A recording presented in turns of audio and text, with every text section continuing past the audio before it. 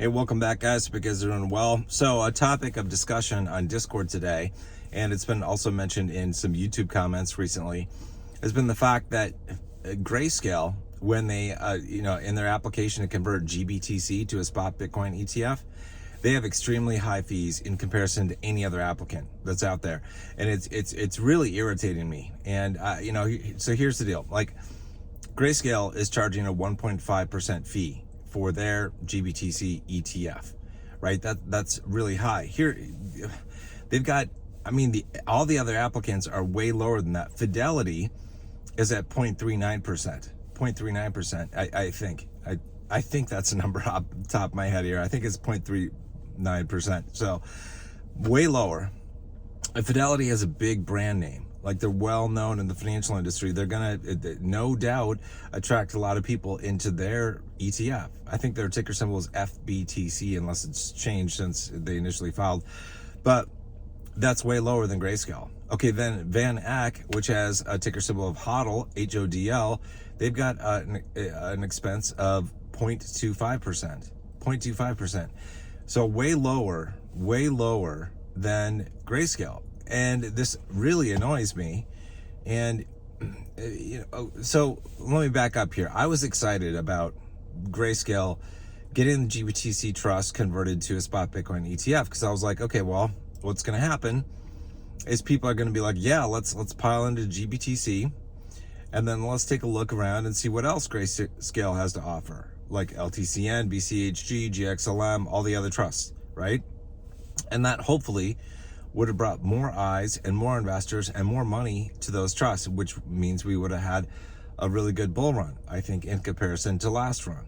So now what Grayscale has done, probably inadvertently, is screwed a lot of us Grayscale investors out of potentially a really awesome bull run. Okay, so because, if people are looking to invest in a Bitcoin ETF and they're paying attention to what the fees are, they're going to be less inclined to go to GBTC than anything else. Like, why would they go to GBTC? Why? What does it offers nothing over Fidelity or Van Eck or anybody else. So why? I don't understand. Like, with that in mind, basically, I would assume that all of the applicants would have a pretty damn near close expense ratio. Like, you don't want to be on the high end of things, because by default that potential customers and investors are going to flee from you, right? And so we might see a bunch of people jump ship, people who are invested currently in GBTC, jump ship and flee and go into FBTC, Fidelity's, or Van Eck's, or somebody else's. They've got options to choose from, which is great from a consumer perspective to have options to choose from. But so what's the future of GBTC? I don't know, and the problem is, if GBTC is not popular, then we're probably going to have less interest in LTCN, BCHG, etc.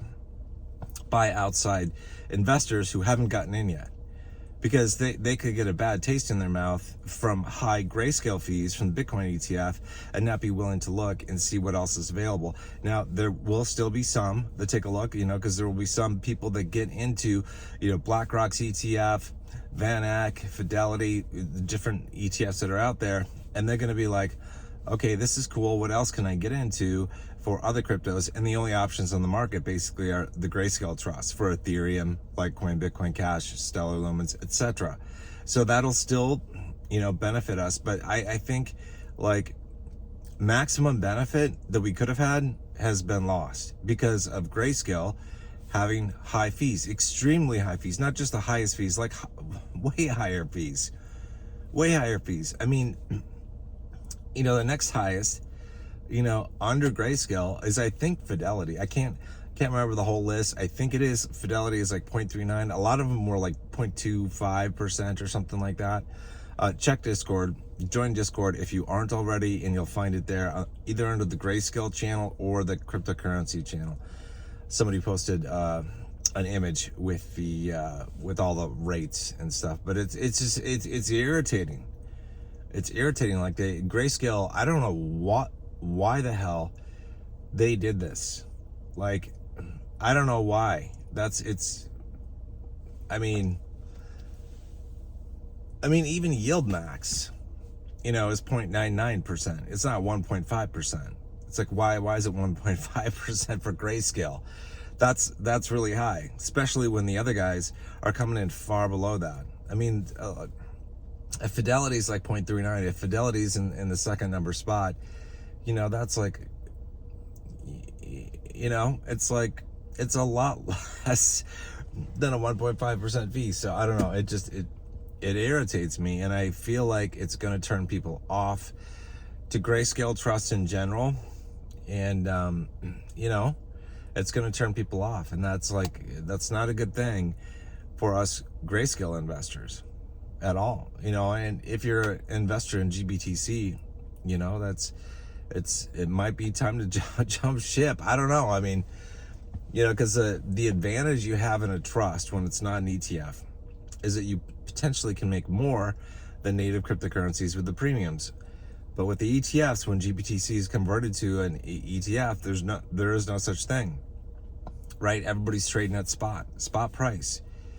And then you look at that and go, there is no advantage to being in GBTC over FBTC or HODL or whatever ticker symbol you pick for an ETF out there. There's no advantage. The advantage is gone. It's lost. And that's why I've said also too, if you watch my videos, it's like, I think this crypto bull run is potentially a once in a lifetime opportunity, because we have the trust for LTCN, BCHG, and others. And I think, but by the next bull run, I think a lot of these, if not all of these, might be converted to ETFs. For sure, probably Litecoin and Bitcoin Cash will be converted to ETFs. And the advantage you have right there with the trust is gone. And like I did a video on this the other day, where in the past 12 months, Bitcoin Cash itself native has done like a 2.4x, but BCHG has done a 10x, 4 times better.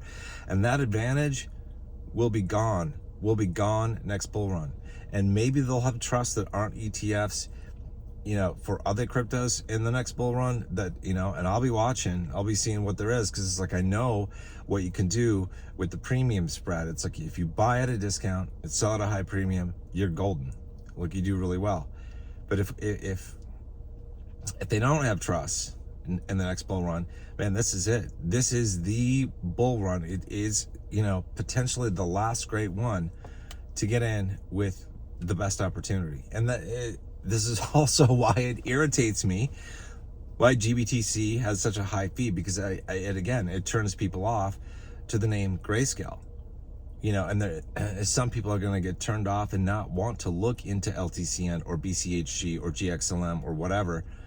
They're just going to go their own way. They're going to say, well, I only need to invest in Bitcoin. That's good enough. I'll just stick with HODL or FBTC or whatever, and I don't know. So it's irritating me. Obviously. I hope they change their mind and they lower their fee, based off of like customer demand or just like peer pressure or what, or if they just use their common sense and they look at the competition and they go, oh shit, our competition is way lower in terms of fees than we are. Maybe we should lower them to at least what Fidelity has, like 0.39, at least that. Because Fidelity has such a good name in the financial industry, such a good name. It's like, I think they're going to do really well. Now it all comes down to marketing. Ultimately, marketing. A lot of financial advisors might be very familiar with Fidelity products, and when they see that FBTC is available as the Bitcoin ETF from Fidelity, they might recommend that. They might go into that. But Fidelity could rock it, with in terms of the number of people that buy into their Bitcoin ETF versus BlackRock or ARK or anybody else. And Grayscale had that opportunity, and I feel like Grayscale fucked it up. Straight out of the gate, they fucked it up. And they shouldn't have done that. And I don't know what the hell they were thinking. But, it is what it is. We have to just deal with the table that's been laid for us, right? We got to deal with the cards that are being played. Like we're in the game, and I don't know. Anyway, I don't even know what else to say. It irritates me that it's just so much more. It could have been so much better, I think, for us Grayscale investors if they were on par with other applicants in terms of their fees, and they aren't. They're way overboard. It just makes Grayscale look so bad, and it just puts a bad taste in people's mouth.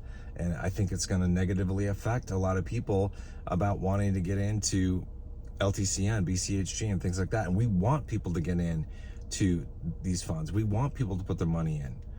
The more people that get in, the more people that put their money in, it's going to draw in big institutional investors and, you know, the whales. I want the Saudi oil money to come into LTCN, BCHG, and other trusts. I want that money to come in, you know? And I think it still will. You know? It's like people will find their way in, and they'll find the trust. Because again, like the advantage that Grayscale has right now is it's the only game in town when it comes to investing in Litecoin, Bitcoin Cash, and a bunch of other cryptos through your brokerage account. They're the only ones. They have first mover advantage. Now, as soon as somebody else comes out, you know, and competes with them, they could be in trouble. Like somebody, I think it was ARK Invest or somebody, I can't remember, applied for an Ethereum ETF. And if they were to be approved, for example, well, that directly competes with the ETH Ethereum trust from Grayscale. And Ethereum, the ETH trust, I think would lose a lot of people. The premiums would probably disappear, because why the hell would you stay invested in ETH when there's an Ethereum ETF that doesn't have premiums, that you don't have to pay premiums on? You destroy demand. You destroy demand when you have a trust that has premiums on it sitting next to a spot ETF that has no premiums. Like, you destroy demand in the trust. People are going to move away from that. So we'll see. The Ethereum ETF, I haven't really tracked it, like if it's still in progress. I think I heard somebody saying that they were going to delay a decision or discussion about it till May. But there's a possibility, man, that we have an Ethereum ETF before the bull run. And in that case, the ETH trust might not have high premiums at all, you know, as a result, because they're in competition with the Ethereum ETF if it comes out on the block. So we'll see. Anyway, stuff to think about. This video has gone long. I'm going to end it here. Just some thoughts. I'm irritated at Grayscale. This is a bad move, but whatever. We just got to play with the hand that we've been dealt, I guess. All right, I'll see you guys soon. Join Discord if you haven't already. We talk about Grayscale investing, dividend investing. If you're watching this video, if you're on this channel, I don't know why the hell you haven't joined Discord already. We got a bunch of people on the channel watching videos and you haven't joined Discord. So join Discord in the link. It's free, and you'll definitely want the advice and help that people can give you leading up to the bull run and during the bull run. All right, you guys take care. Catch you soon.